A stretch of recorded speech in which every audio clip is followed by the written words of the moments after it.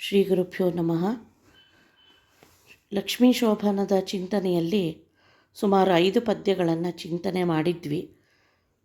ಲಕ್ಷ್ಮೀದೇವಿ ಕ್ಷೀರಸಮುದ್ರದಲ್ಲಿ ಉದಯಿಸಿದಳು ಅಂತ ಇಲ್ಲಿ ಹೇಳಿ ಹೇಗಿದ್ಲು ಅವಳು ಅಂತ ಅವಳ ವರ್ಣನೆಯನ್ನು ಈಗ ಶುರು ಮಾಡಿದ್ದಾರೆ. ಮುಂದೆ 8-10 ಪದ್ಯಗಳಿಂದ ಲಕ್ಷ್ಮೀದೇವಿಯ ಸಮಗ್ರ ವರ್ಣನೆ ಇದೆ. ಇದು ಯಾಕೆ ಇಷ್ಟೆಲ್ಲ ವರ್ಣನೆ ಮಾಡಿದ್ದಾರೆ? ಇದು ನಾವು ಇದರಿಂದ ಏನನ್ನು ತಿಳಿಯಬೇಕು, ಹೇಗೆ ಅನುಸಂಧಾನ ಮಾಡಬೇಕು? ಅವಳು ಆಭರಣ ಧರಿಸಿದ್ಲು, ಅವಳು ಸರವನ್ನು ಧರಿಸಿದ್ಲು, ಅವಳು ಮೂಗುತಿಯನ್ನು ಧರಿಸಿದ್ಲು, ಹೀಗೆ ಎಲ್ಲ ಚಿಂತನೆ ಮಾಡೋದ್ರಿಂದ ನಮಗೇನು ಅನ್ನೋದಕ್ಕೆ ಇದು ಬಹಳ ಒಂದು ಆಯಾಮಗಳನ್ನು ಒಳಗೊಂಡಿದೆ. ಒಂದು, ಲಕ್ಷ್ಮೀದೇವಿ ಲಕ್ಷ್ಮೀಂ ಲಕ್ಷಣ ಸಂಪನ್ನಾಂ ಅಂತ, ಅಂದರೆ ಲಕ್ಷ್ಮಿ ಅನ್ನೋ ಹೆಸರೇ ಸರ್ವಲಕ್ಷಣಯುಕ್ತಳು ಅನ್ನೋದನ್ನು ಹೇಳುತ್ತೆ. ಹಾಗಿರುವಾಗ ಅವಳ ಎಲ್ಲ ಅಲಂಕಾರಕ್ಕೆ ಏನರ್ಥ ಅಂತ ನಾವು ಚಿಂತನೆ ಮಾಡಿದಾಗ ಈ ಎಲ್ಲ ಅಲಂಕಾರಗಳು ಕೂಡ ಲಕ್ಷ್ಮಿಗೆ ಸಹಜವಾದದ್ದು.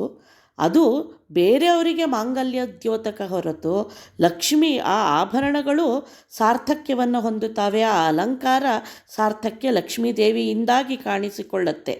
ಹಾಗೆ ನಾವಿಲ್ಲಿ ಚಿಂತನೆ ಮಾಡಬೇಕು.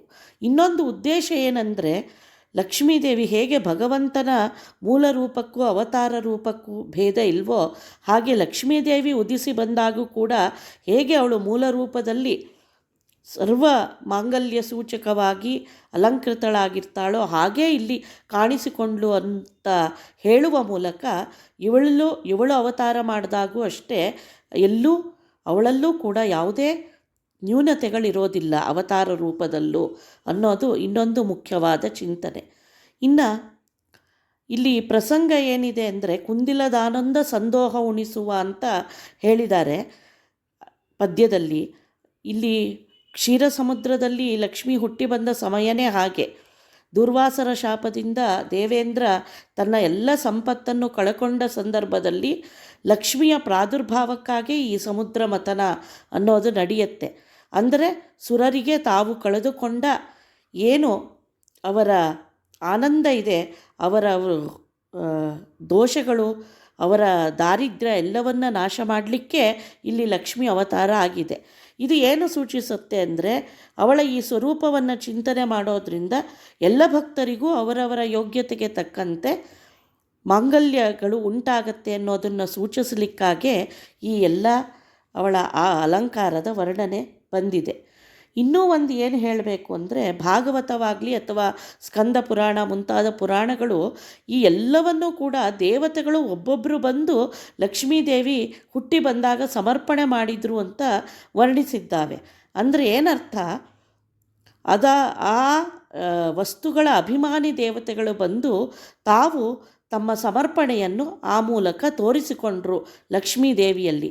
ಹಾಗೆ ಸಮರ್ಪಣೆಯನ್ನು ಮಾಡಿದವರಿಗೆ ಅವರಿಗೆ ಯೋಗ್ಯವಾದ ಆನಂದವನ್ನು ತಾನು ಕೊಡ್ತೀನಿ ಅನ್ನೋದ್ರ ಸೂಚನೆಯೂ ಕೂಡ ಈ ಎಲ್ಲ ಅಲಂಕಾರದ ಸಾಮಗ್ರಿಗಳ ವರ್ಣನೆಯಲ್ಲಿ ಇದೆ.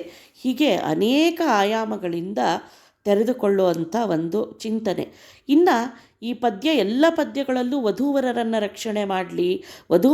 ರಕ್ಷಣೆ ಮಾಡಲಿ ಅನ್ನುವ ಒಂದು ಸೊಲ್ಲು ಕಾಣುತ್ತೆ.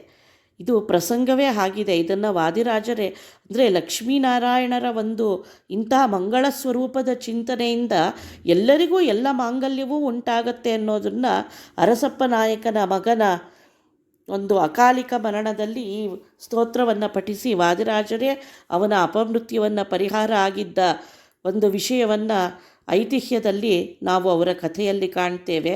ಅದಲ್ಲದೆ ಅವರ ತಂಗಿಯ ಗಂಡನಿಗೆ ಬಂದ ಆಪತ್ತನ್ನು ಕೂಡ ವಾದಿರಾಜರು ಈ ಸ್ತೋತ್ರ ಪಠಣದಿಂದ ಪರಿಹಾರ ಮಾಡಿದರು ಅನ್ನೋದನ್ನು ಕೇಳ್ತೀವಿ.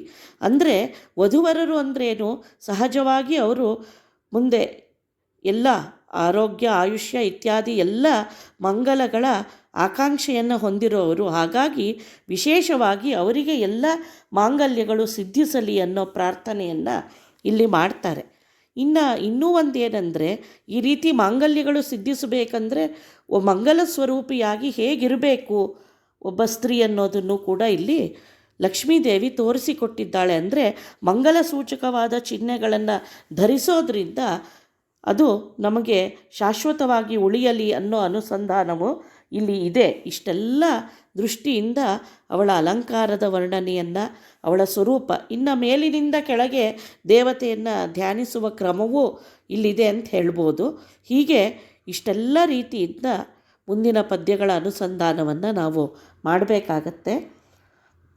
ಪೊಳೆವ ಕಂಚಿಯ ಧಾಮ ಉಲಿವ ಕಿಂಕಿಣಿಗಳು ನಲಿವ ಕಾಲಂದುಗೆ ಘಲು ಕೆನಲು ನಳನಾಳಿಸುವ ಮುದ್ದು ಮೊಗದ ಚಲುವೆ ಲಕ್ಷ್ಮಿ ಸಲಹಲಿ ನಮ್ಮ ವಧೂವರರ ಅಂತ 6ನೇ ಪದ್ಯವನ್ನು ಹೇಳ್ತಾರೆ.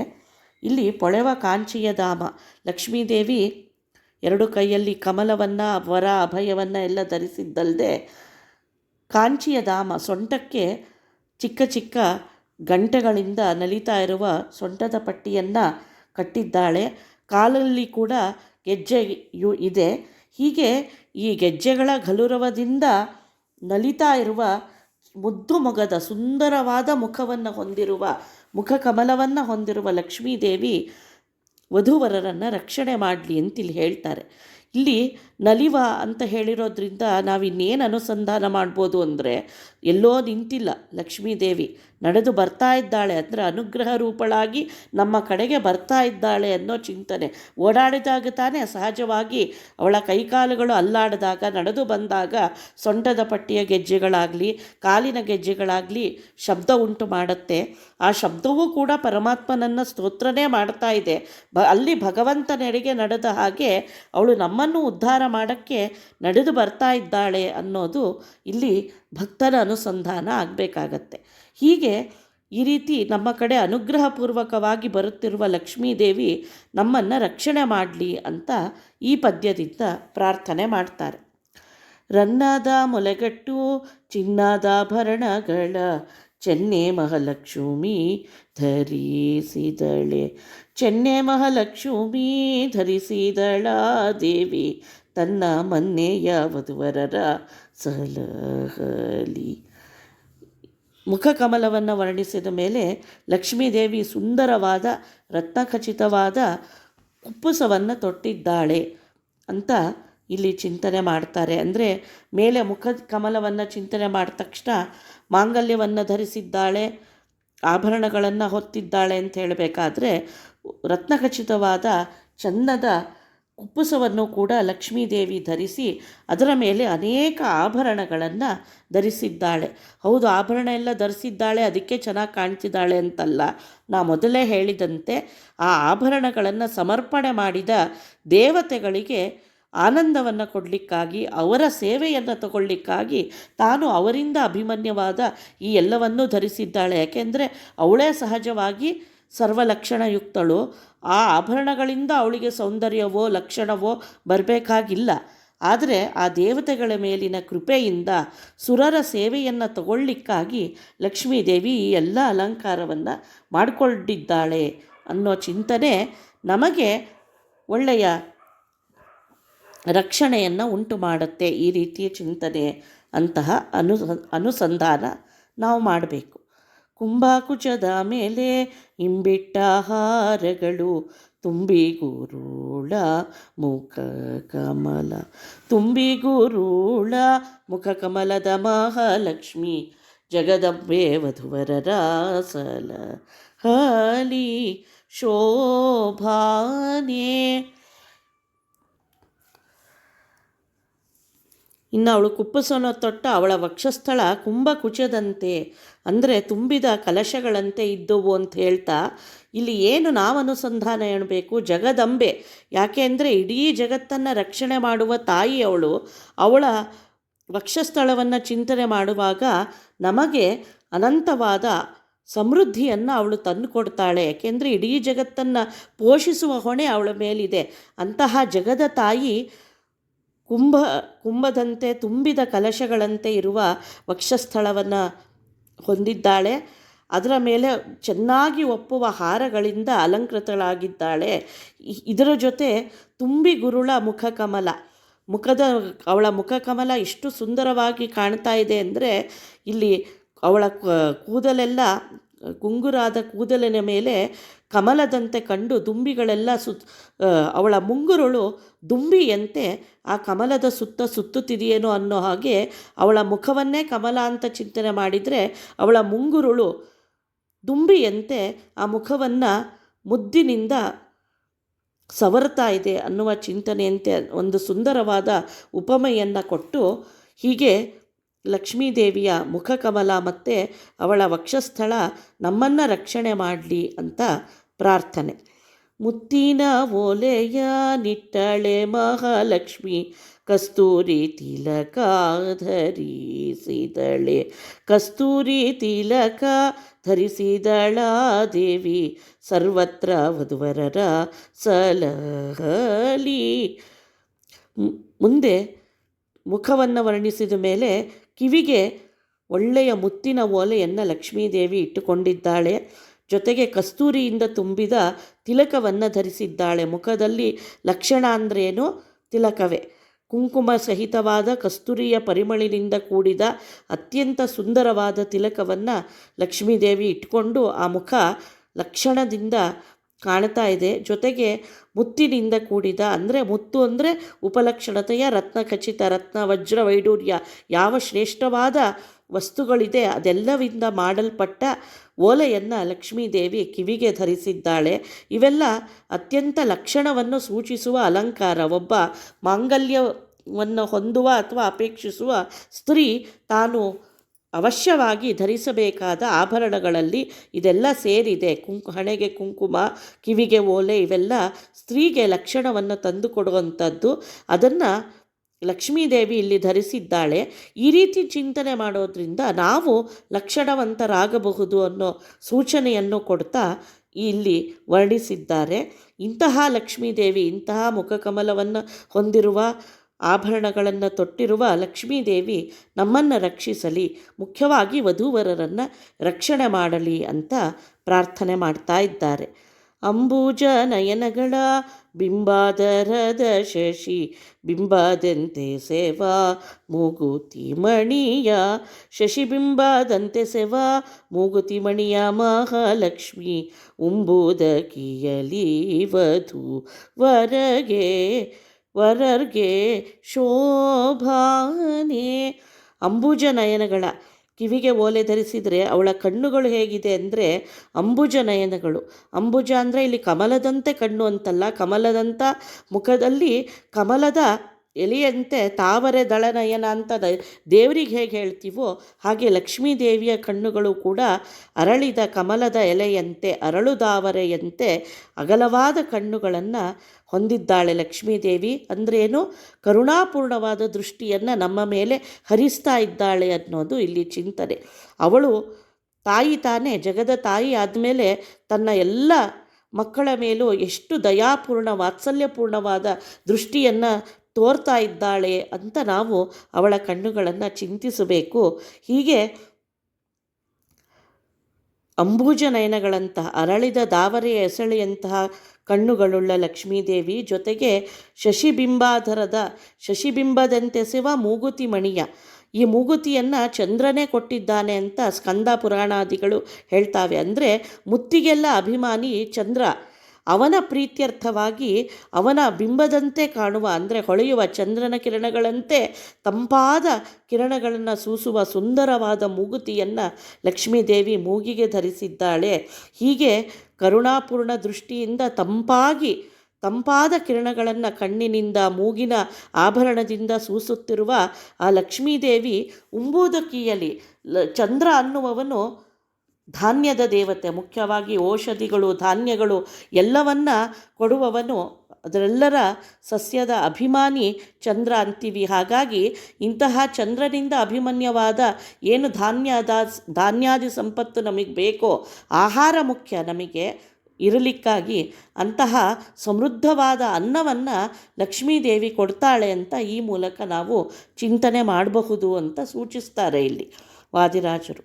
ಅಂದರೆ ಆ ಅಭಿಮಾನಿಗಳಿಗೆ ಉನ್ನತವಾದ ಆನಂದವನ್ನು ಕೊಡೋದಲ್ಲದೆ ಅವರಿಂದ ಅಭಿಮನ್ಯವಾದ ಆಭರಣದಿಂದ ಅವಳು ಸಹಿತಳು ಅಂತ ನಾವು ಭಕ್ತರು ಚಿಂತಿಸೋದ್ರಿಂದ ಅವರಿಗೆ ಅದರಿಂದ ದೊರಕಬೇಕಾದ ಸಮೃದ್ಧಿ ಫಲಗಳು ಇಹದಲ್ಲೂ ಪರದಲ್ಲೂ ಕೊಡ್ತಾಳೆ ಲಕ್ಷ್ಮೀದೇವಿ ಅನ್ನೋದನ್ನು ಇಲ್ಲಿ ತೋರಿಸಿಕೊಡ್ತಾ ಇದ್ದಾರೆ.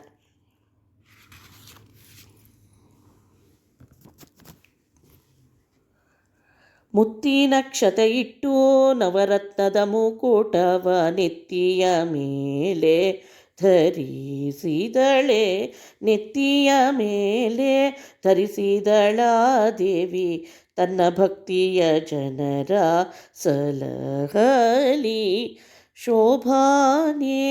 ಹೀಗೆ ಇನ್ನು ತಲೆಯ ಮೇಲೆ ಕಿರೀಟವನ್ನು ಧರಿಸಿದ್ದಾಳೆ. ಕಿರೀಟವನ್ನು ಧರಿಸೋ ಮುಂಚೆ ಅಕ್ಷತೆ ಅಂದರೆ ಇದರಿಂದ ಏನು ಸೂಚನೆ ಮಾಡ್ತಾಳೆ ಅಂದರೆ ದೊಡ್ಡ ದೊಡ್ಡ ಪದವಿಗಳಲ್ಲೇ ಪದವಿದ್ಯೋತಕವಾದ ಏನೇ ಆಭರಣಗಳು, ಪ್ರಾಯವಾದ ಮುಕುಟ, ಪೇಟ ಇಂಥವನ್ನು ಧರಿಸುವವರು ಏನು ಮಾಡಬೇಕು, ಮೊದಲು ಹಿರಿಯರ ಆಶೀರ್ವಾದ ಸೂಚಕವಾದ ಅಕ್ಷತೆಯನ್ನು ಅಂದರೆ ಆ ಅಧಿಕಾರದ ಮದ ನಮ್ಮ ತಲೆಗೆ ಏರಬಾರ್ದು ಅನ್ನೋದನ್ನು ಸೂಚಿಸ್ತಿದ್ದಾಳೋ ಅನ್ನೋ ಹಾಗೆ ಮುತ್ತಿನ ಅಕ್ಷತೆಯನ್ನು ತಲೆಯ ಮೇಲಿಟ್ಟು ನಂತರ ನವರತ್ನ ಖಚಿತವಾದ ಕಿರೀಟದಿಂದ ತನ್ನ ತಲೆಯನ್ನು ಅಲಂಕರಿಸಿಕೊಂಡಿದ್ದಾಳೆ.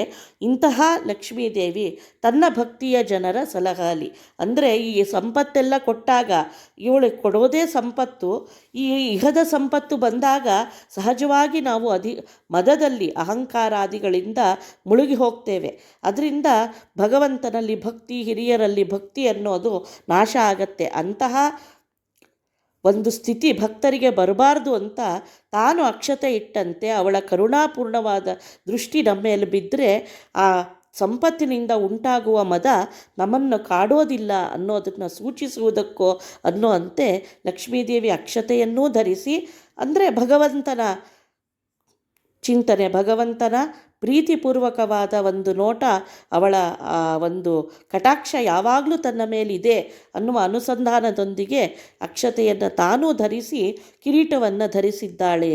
ಹಾಗಾಗಿ ನಾವು ಕೂಡ ಈ ಸಂಪತ್ತಿನ ಮದ ಅನ್ನೋದು ನಮ್ಮ ತಲೆಗೇರದೆ ಭಗವದ್ಭಕ್ತಿಯಲ್ಲಿ ಅದು ಪರ್ಯವಸಾನ ಆಗಲಿ ಅನ್ನೋ ಚಿಂತನೆಯಿಂದ ಲಕ್ಷ್ಮೀದೇವಿಯ ಈ ಅಲಂಕಾರವನ್ನು ಚಿಂತನೆ ಮಾಡಬೇಕು. ಅದಕ್ಕೆ ಇಲ್ಲಿ ಬರೀ ವಧೂವರರನ್ನು ಉದ್ದೇಶಿಸದೆ ತನ್ನ ಭಕ್ತಿಯ ಜನರ ಅಂದರೆ ಯಾರು ಭಗವದ್ಭಕ್ತರೋ, ತನ್ನ ಭಕ್ತಿಯ ಅಂದ್ರೇನು, ಅವಳಿಗೆ ತನ್ನನ್ನು ಭಕ್ತಿ ಮಾಡಬೇಕಾದ್ದು ನಿಜವಾದ ಆಶಯ ಅಲ್ಲ. ಯಾರು ಭಗವದ್ಭಕ್ತರಿದ್ದಾರೋ ಅವರ ಒಂದು ಕರುಣೆ, ಅವರ ಮೇಲಿನ ಕರುಣೆಯಿಂದ ಅವರಿಗೆ ಹಾದಿ ತಪ್ಪಬಾರ್ದು, ಅವರ ಜ್ಞಾನದ ಹಾದಿ, ಆನಂದದ ಹಾದಿಯಿಂದ ಅವರು ವಿಮುಖರಾಗಬಾರ್ದು ಈ ಇಹದ ಸಂಪತ್ತಿನ ಮದದಿಂದ ಅನ್ನೋದು ಅವಳ ಒಂದು ಆಶಯ. ಇದನ್ನು ಹಾಗಾಗಿ ಇಂಥ ಭಗವದ್ಭಕ್ತರನ್ನು ಲಕ್ಷ್ಮೀದೇವಿ, ಯಾಕೆಂದರೆ ಅವಳು ಪ್ರಕೃತಿ ಮಾನಿನಿ, ನಮ್ಮನ್ನು ಎಲ್ಲ ತ್ರಿಗುಣಗಳಲ್ಲಿ ಬಂಧಿಸುವವಳು ಅವಳೇ. ಹಾಗಾಗಿ ಅವಳು ಬಂಧಿಸಿದರೆ ನಾವು ಏನೂ ಮಾಡಲು ಸಾಧ್ಯ ಇಲ್ಲ. ಆದರೆ ಅವಳು ಕರುಣೆ ತೋರಿಸಿದರೆ ನಮಗೆ ಈ ತ್ರಿಗುಣದ ಬಂಧನದಿಂದ ಬಿಡುಗಡೆ ಸಾಧ್ಯ. ಆ ಒಂದು ಕರುಣಾ ಕಟಾಕ್ಷವನ್ನು ನಮ್ಮ ಮೇಲೆ ಹರಿಸಲಿ ಅನ್ನೋದನ್ನು ಇಲ್ಲಿ ಈ ಮೂಲಕ ಈ ಪದ್ಯದಿಂದ ನಾವು ಪ್ರಾರ್ಥನೆ ಮಾಡಬಹುದು. ಕುಂದಾಮಂದರ ಜಾಜಿ ಕುಸುಮಗಳ ವೃಂದವ ಚಂದದ ತುರುಬಿಲಿ ತುರುಬಿದಳೆ, ಕುಂದವರ್ಣದ ಕೋಮಲೆ ಮಹಾಲಕ್ಷ್ಮಿ ಕೃಪೆಯಿಂದ ವಧುವರರ ಸಲಹಲಿ. ನಂತರ ಇಷ್ಟೆಲ್ಲ ಕಿರೀಟವನ್ನು ತೊಟ್ಟರೂ ಕೂಡ ಅನೇಕ ಸುಂದರವಾದ ಹೂವುಗಳಿಂದ ಕುಂದ, ಮಂದಾರ, ಜಾಜಿ, ಕುಸುಮ ಎಲ್ಲ ರೀತಿಯ ಹೂವುಗಳ ವೃಂದವನ್ನು ತನ್ನ ತುರುಬಿನಲ್ಲಿ, ತನ್ನ ಜಡೆಯಲ್ಲಿ ಧರಿಸಿದ್ದಾಳೆ ಲಕ್ಷ್ಮೀದೇವಿ. ಲಂಬಾಲಕಾಂ ರುಕ್ಮಿಣಿ ಅಂತ ಪ್ರಾರ್ಥನೆ ಮಾಡ್ತಾರೆ. ಅಂದರೆ ಬಹಳ ಉದ್ದವಾದ ಕೇಶರಾಶಿಯನ್ನು ಹೊಂದಿದವಳು. ಹಾಗಾಗಿ ಇಲ್ಲಿ ತುರುಬು ಅಂದರೆ ಬರೀ ಗಂಟು ಅಂತಲೇ ಅಲ್ಲ, ಚತುಷ್ಕಪರ್ದ ಯಾದೇವಿ ಅಂತಲೂ ಹೇಳಿರೋದ್ರಿಂದ ಒಟ್ಟು ತನ್ನ ಕೂದಲನ್ನು ಹೇಗೆ ಸಿಂಗಾರ ಮಾಡಿದ್ದಾಳೋ ಅಲ್ಲೆಲ್ಲ ಅನೇಕ ಹೂವುಗಳಿಂದಲೂ ತಾನು ಹೂವುಗಳನ್ನು ಕೂಡ ಧರಿಸಿದ್ದಾಳೆ. ಇಲ್ಲೂ ಅದೇ ಚಿಂತನೆ. ಎಲ್ಲ ಹೂವುಗಳಿಗೂ ಪುರಾಣಗಳು ಅನೇಕ ಅಭಿಮಾನಿಗಳು, ಪ್ರಾಣದೇವರನ್ನು, ಭೀಮಸೇನನನ್ನು, ಅನೇಕ ದೇವತೆಗಳನ್ನು ಅಭಿಮಾನಿನಿಯಾಗಿ ಹೇಳಿದೆ.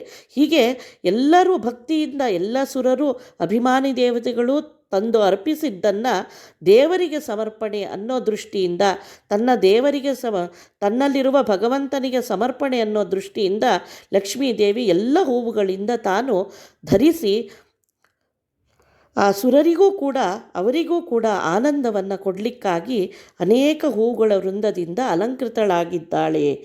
ಜೊತೆಗೆ ಕುಂದಣ ವರ್ಣದ ಕೋಮಲೆ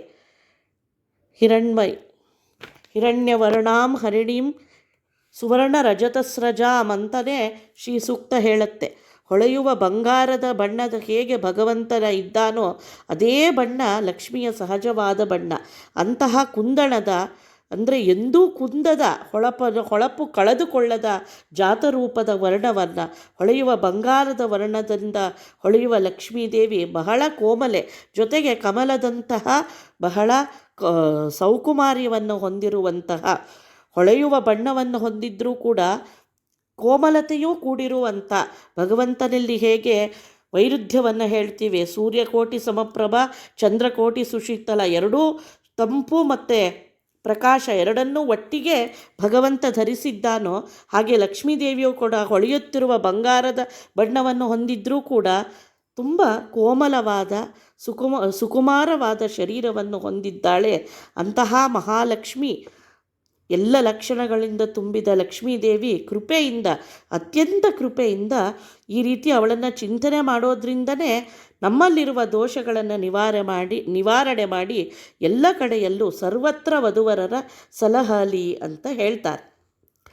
ಎಂದೆಂದೂ ಬಾಡದ ಅರವಿಂದ ಮಾಲೆಯ ಇಂದಿರೆ ಪೊಳೆವ ಕೊರಳಲ್ಲಿ, ಇಂದಿರೆ ಪೊಳೆವ ಕೊರಳಲ್ಲಿ ಧರಿಸಿದಳೆ ಅವಳಿಂದು ವಧುವರರ ಸಲಹಲಿ. ಬರೀ ತನ್ನ ಕೇಶಕ್ಕ ಹೂವುಗಳನ್ನು ಮುಡಿದಿದ್ದಲ್ಲದೆ ಎಂದೆಂದು ಬಾಡದ ಅರವಿಂದ ಮಾಲೆಯನ್ನು, ಕಮಲದ ಹಾರವನ್ನು ಲಕ್ಷ್ಮೀದೇವಿ ಧರಿಸಿದ್ದಾಳಂತೆ. ಅವಳೇ ಅಪ್ರಾಕೃತ ಅವ್ಯಾಕೃತ ಅಭಿಮಾನಿ. ಹಾಗಾಗಿ ಇನ್ನು ಅವಳು ಧರಿಸಿರುವ ಹೂವುಗಳು ಕೂಡ ಎಂದೆಂದು ಬಾಡದ್ದೇ. ಇಲ್ಲಿ ಅರವಿಂದ ಮಾಲೆ ಅನ್ನೋದ್ರಿಂದ ಉಪಲಕ್ಷಣೆಯ ಎಲ್ಲ ಹೂವುಗಳಿಂದ ಸೇರಿದ ವೈಜಯಂತಿ ಮಾಲೆ ಅಂತಲೇ ಚಿಂತನೆ ಮಾಡಬೇಕು ಅಂತ ಹೇಳ್ತಾರೆ. ಯಾಕೆಂದರೆ ಭಾಗವತದಲ್ಲಿ ಮುಂತಾದ ಕಡೆ ವರ್ಣನೆ ಲಕ್ಷ್ಮೀದೇವಿಗೆ ಅಂತಹ ವೈಜಯಂತಿ ಮಾಲೆಯನ್ನು ಕೊಟ್ಟ ಅನ್ನುವ ವರ್ಣನೆ ಬರುತ್ತೆ. ಹಾಗಾಗಿ ಇಲ್ಲಿ ಉಪಲಕ್ಷಣತೆಯ ಎಲ್ಲ ರೀತಿಯ ಹೂವುಗಳಿಂದ ಮಾಡಿದ ಭಗವಂತನಿಗೆ ಅರ್ಪಿಸಲ್ಪಟ್ಟ ಏನು ಮಾಲೆ ಇದೆ ಹಾಗೆ ತಾನೂ ಕೂಡ ಅದನ್ನು ಧರಿಸಿದ್ದಾಳೆ. ಎಂದೆಂದೂ ಬಾಡದ, ಸಹಜವಾಗಿ ಇವಳೇ ಅವ್ಯಾಕೃತ ತತ್ವಕ್ಕೆ ಅವ್ಯಕ್ತಾಭಿಮಾನಿ. ಹಾಗಾಗಿ ಇನ್ನು ಇವಳ ಧರಿಸಿದ ಯಾವುದೇ ವಸ್ತುವು ಪ್ರಕೃತಿಯ ಸಂಬಂಧದಿಂದ ನಾಶ ಆಗೋದು ಇರೋಕ್ಕೆ ಸಾಧ್ಯವೇ ಇಲ್ಲ ಅಲ್ವಾ.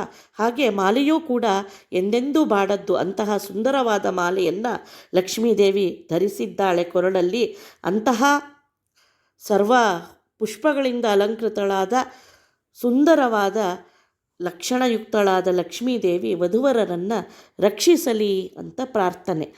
ದೇವಾಂಗ ಪಟ್ಟೆಯ ಮೇಲು ಹೊದ್ದಿಕೆಯ ಭಾವೆ ಮಹಾಲಕ್ಷ್ಮಿ ಧರಿಸಿದಳೆ, ಭಾವೆ ಮಹಾಲಕ್ಷ್ಮಿ ಧರಿಸಿದಳ ದೇವಿ ತನ್ನ ಸೇವಕ ಜನರ ಸಲಹಲಿ.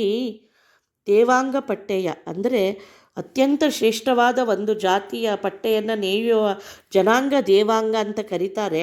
ಆದರೆ ಇಲ್ಲಿ ದೇವಾಂಗ ಅಂದರೆ ಅತ್ಯಂತ ದೇವನಿಗೆ ಅರ್ಪಿಸಲ್ಪಟ್ಟ ಪಟ್ಟೆ ಅಂತ ನಾವು ಚಿಂತನೆ ಮಾಡ್ಬೋದು.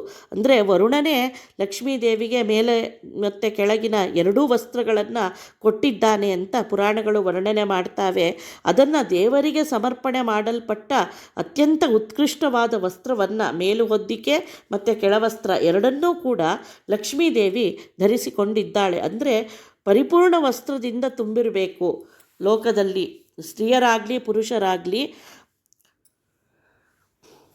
ಪೂರ್ಣವಾದ ವಸ್ತ್ರಗಳನ್ನು ಹೊದ್ದಿರಬೇಕು ಮತ್ತು ಹುಟ್ಟಿರಬೇಕು ಅನ್ನೋದನ್ನು ಸೂಚನೆಯಂತೆ ಎರಡೂ ವಸ್ತ್ರಗಳ ಉಲ್ಲೇಖವನ್ನು ಇಲ್ಲಿ ಮಾಡಿದ್ದಾರೆ. ಹಾಗೆ ಭಾವೆ ಮಹಾಲಕ್ಷ್ಮಿ ಅಂತ ಹೇಳ್ತಾರೆ. ಭಾವೆ ಅಂದರೆ ಭಾವ ಅಂತ ದೇವರಿಗೆ ಹೇಳ್ದಂಗೆ ಎಲ್ಲರ ಮನಸ್ಸನ್ನು, ಭಾವನೆಗಳನ್ನು ನಿಯಂತ್ರಣೆ ಮಾಡುವ ಒಂದು ಶಕ್ತಿ ಇರುವ ಭಾವೆ. ಆದ್ದರಿಂದನೇ ಭಾವೆ ಅಂತ ಕರೆಸಿಕೊಳ್ಳುವ ಲಕ್ಷ್ಮೀದೇವಿ ತನ್ನ ಸೇವಕ ಜನರು, ಯಾರು ತನ್ನ ಸೇವಕರಿದ್ದಾರೆ ಅಂದರೆ ಭಗವದ್ಭಕ್ತರಿದ್ದಾರೆ, ಅಂತಹವರನ್ನು ರಕ್ಷಣೆ ಮಾಡಲಿ. ಅಂದರೆ ಈ ಸಲ್ಲಕ್ಷಣಗಳೆಲ್ಲ ಯಾರಿಗೆ ಪ್ರಿಯವಾಗುತ್ತೆ, ಯಾರು ಸಜ್ಜನರೋ, ಯಾರು ಭಗವದ್ಭಕ್ತರೋ ಅಂಥವರು ಈ ಎಲ್ಲ ಲಕ್ಷಣಗಳನ್ನು ಧರಿಸಲಿಕ್ಕೆ ಇಷ್ಟಪಡ್ತಾರೆ. ಅಂತಹ ಸಜ್ಜನರ ಉದ್ಧಾರವನ್ನು ಲಕ್ಷ್ಮೀದೇವಿ ಮಾಡಲಿ ಅಂತ ಇಲ್ಲಿ ಪ್ರಾರ್ಥನೆ ಮಾಡ್ತಾ ಇದ್ದಾರೆ. ಹೀಗೆ ಕೊನೆಯಲ್ಲಿ ಮೇಲಿನಿಂದ ಮುಖದಿಂದ ವರ್ಣನೆ ಮಾಡ್ತಾ ಬರ್ತಾ, ಈ ಲಕ್ಷ್ಮೀ ದೇವಿಯ ಕಾಲುಂಗುರಗಲು ಕೆನಲು ಲೋಲಾಕ್ಷಿ ಮೆಲ್ಲನೆ ನಡೆ ತಂದಳು, ಸಾಲಾಗಿ ಕುಳ್ಳಿರ್ದ ಸುರರ ಸಭೆಯ ಕಂಡು ಆಲೋಚಿಸಿದಳು ಮನದಲ್ಲಿ. ಈ ರೀತಿ ನಡೆದು ಬರ್ತಾ ಇರೋ ಲಕ್ಷ್ಮೀದೇವಿ ಅಂತ ಮೊದಲೇ ನಾವು ಚಿಂತನೆ ಮಾಡಿದ್ದೇವೆ. ಹಾಗೆ ನಡೆದು ಬರುವಾಗ ಇನ್ನೊಂದು ಸೌಮಾಂಗಲ್ಯದ ಲಕ್ಷಣವಾದ ಸುಂದರವಾದ ಕಾಲುಂಗರವೂ ಕೂಡ ಶಬ್ದವನ್ನು ಮಾಡ್ತಾನೇ ಇದೆ. ಹೀಗೆ ಲೋಲಾಕ್ಷಿ ಚಂಚಲವಾದ ದೃಷ್ಟಿಯಿಂದ ತನ್ನ ಎಲ್ಲ ಸುರರನ್ನು ಇಲ್ಲಿ ನೋಡ್ತಾ ಲಕ್ಷ್ಮೀದೇವಿ ಬಂದು ತನ್ನ ಮನದಲ್ಲಿ ಆಲೋಚನೆ ಮಾಡಿದ್ಲು ಅಂತ ಹೇಳ್ತಾರೆ. ಹೀಗೆ ಸರ್ವಾಲಂಕಾರ ಭೂಷಿತಳಾಗಿ ತಾನೂ ಮಾಲೆಯನ್ನು ಧರಿಸಿದ ಲಕ್ಷ್ಮೀದೇವಿ, ಆದರೂ ಇದು ಸ್ವಯಂವರ. ಇಲ್ಲಿ ನಾವು ಭಗವಂತ ಮತ್ತು ಲಕ್ಷ್ಮೀದೇವಿ ಎಲ್ಲರ ಜ್ಞಾನಕ್ಕಾಗಿ ಎಲ್ಲ ಈ ನಾಟಕವನ್ನು ನಡೆಸ್ತಿರಬೇಕಾದ್ರೆ ಅವಶ್ಯವಾಗಿ ಇಲ್ಲಿ ಭಗವಂತನ ಒಬ್ಬನೇ ಉತ್ಕೃಷ್ಟನಾದವನು, ಸರ್ವೋತ್ತಮನಾದವನು ಅನ್ನೋದನ್ನು ಜಗತ್ತಿಗೆ ತಿಳಿಸುವ ಹೊಣೆ ಲಕ್ಷ್ಮೀದೇವಿದಾಗಿದೆ. ಹಾಗಾಗಿ ಅವಳು ಚಂಚಲವಾದ ದೃಷ್ಟಿಯಿಂದ ಸುರರನ್ನು ಮಾಡ್ತಾ ನೋಡ್ತಾ, ಅಲ್ಲಿ ಸುರರು ಮಾತ್ರ ಇರಲಿಲ್ಲ, ಸುರರು ಅಸುರಗಳು ಮಾನವರು ಎಲ್ಲರೂ ಇದ್ದರು ಆ ಸಂದರ್ಭದಲ್ಲಿ ಅಂತ ಹೇಳ್ತಾರೆ. ಆದರೆ ಅಸುರರು ಮತ್ತು ಮಾನವರೆಲ್ಲ ಅವಳನ್ನು ಸರಿಯಾಗಿ ತಿಳಿದೆ ಕಾಮದೃಷ್ಟಿಯಿಂದ ನೋಡಿದ್ದಾರೆ. ಅಂತಹ ಹೀನ ಚಿಂತನೆ ಇರುವರನ್ನ ಲೆಕ್ಕಕ್ಕಿಟ್ಟುಕೊಳ್ಳದೆ ಯಾರು ಭಗವಂತನ ಸರ್ವೋತ್ತಮತ್ವವನ್ನು ತಮ್ಮ ತಾಯಿ ನಮಗೀಗ ತಿಳಿಸ್ತಾಳೆ ಅನ್ನೋ ಒಂದು ಆನಂದದಿಂದ ಕಾತರರಾಗಿ ನೋಡ್ತಿರುವ ಸುರರನ್ನು ಮಾತ್ರ ನೋಡಿ ಅವರ ದೋಷಗಳನ್ನು ಚಿಂತನೆ ಮಾಡಲಿಕ್ಕಾಗಿ ಮನದಲ್ಲಿ ಹೇಗೆ ಇದನ್ನು ಪ್ರಕಟಪಡಿಸೋದು ಅನ್ನೋದನ್ನು ಯೋಚಿಸ್ತಾ ಸಭೆಯಲ್ಲಿ ಬಂದಳು ಅನ್ನೋದನ್ನು ಹೇಳ್ತಾ, ಮುಂದೆ ಹೇಗೆ ಅವಳು ತನ್ನ ಭಗವಂತನ ಸರ್ವೋತ್ತಮತ್ವವನ್ನು ಪ್ರತಿಪಾದಿಸ್ತಾಳೆ ಅನ್ನೋದನ್ನು ಮುಂದಿನ ಪದ್ಯಗಳಲ್ಲಿ ತಿಳಿಸಿಕೊಡ್ತಾರೆ. ಬೇಕಾದಷ್ಟು ದೇವರ ನಾಮಗಳಲ್ಲಿ ಈ ಒಂದು ಚಿಂತನೆ ಬಂದಿದೆ. ಬಟ್ಟು ಕುಂಕುಮ ನೊಸಲೋಳೆ ಮುತ್ತಿನ ಹೊಸ ಕಠ್ಯಾಣಿ ತ್ರಿವಳಿ ಕೊರಳೋಳೆ ಇಟ್ಟ ಪೊನ್ನೋಳೆ ಕಿವಿಯೋಳೆ ಪವಳಾದ ಕೈಯ ಕಟ್ಟು ಕಂಕಣ ಕೈಬಾಳೆ ತೊಟ್ಟ ಕುಬುಸ ಬಿಗಿದುಟ್ಟ ಪಿತಾಂಬರ ಗಟ್ಟಿ ವಡ್ಯಾಣ ಕಾಲಂದುಗೆ ಗಿರುಗಿಚ್ಚೆ ಮೆಂಟಿಲಿ ಪೊಳುವುದು ಇಟ್ಟು ಶೋಭಿಸುವ ಅಷ್ಟಸಂಪನ್ನೆ ಶ್ರೀ ಮಹಾಲಕ್ಷ್ಮೀದೇವಿಯೇ. ಹೀಗೆ ದಾಸರೆಲ್ಲರೂ ಕಮಲಮುಖಿಯೇ ಕಮಲಾಲಯೇ, ಹೀಗೆ ಲಕ್ಷ್ಮೀದೇವಿಯ ಸೌಂದರ್ಯವನ್ನು, ಅಲೌಕಿಕವಾದ ಸೌಂದರ್ಯ, ಯಾಕೆಂದರೆ ಅವಳ ಒಂದು ಲಕ್ಷಣ ಈ ಲೌಕಿಕ ಪ್ರಪಂಚದಲ್ಲಿ ಯಾರಲ್ಲೂ ಇರಲಿಕ್ಕೆ ಸಾಧ್ಯವೇ ಇಲ್ಲ. ಯಾಕೆಂದರೆ ಅಪ್ರಾಕೃತ ಕಾಯಳವಳು. ಅವಳ ಲಕ್ಷಣದ ಚಿಂತನೆಯಿಂದ ಯಥಾಯೋಗ್ಯವಾಗಿ ನಮ್ಮಲ್ಲೂ ಸಲ್ಲಕ್ಷಣಗಳು, ಆ ಸಲ್ಲಕ್ಷಣಗಳು ಏನರ ದ್ಯೋತಕ ಅಂದರೆ ನಮ್ಮ ಭಗವದ್ಭಕ್ತಿಯಲ್ಲಿ ನಮ್ಮಲ್ಲಿರುವ ದೋಷಗಳ ಕಮ್ಮಿಯಾಗಿ ಭಗವಂತನಲ್ಲಿರುವ ಜ್ಞಾನಕ್ಕೆ ನಾವು ಅಣಿಯಾಗುವ ಸಂಕೇತ. ಹಾಗಾಗಿ ಈ ಲಕ್ಷಣಗಳನ್ನು ಚಿಂತನೆಯನ್ನು ಮುಕ್ತವಾಗಿ ಮಾಡ್ತಾರೆ. ಅದನ್ನು ಇಲ್ಲಿ ಇಷ್ಟು ಪದ್ಯಗಳಲ್ಲಿ ವಾದಿರಾಜರು ಸಂಗ್ರಹಿಸಿಕೊಟ್ಟಿದ್ದಾರೆ. ಮುಂದೆ ದೇವತೆಗಳನ್ನು ತಾರತಮ್ಯವನ್ನು ಇಲ್ಲಿ ಹೇಗೆ ಅವಳು ಪ್ರಕಟ ಮಾಡ್ತಾಳೆ ಅನ್ನೋದನ್ನು ಮುಂದಿನ ಸಂಚಿಕೆಯಲ್ಲಿ ನೋಡೋಣ. ಇದನ್ನು ಇವತ್ತು ದೇವರಿಗೆ ಸಮರ್ಪಣೆ ಮಾಡೋಣ. ಶ್ರೀಕೃಷ್ಣಾರ್ಪಣಮಸ್ತು.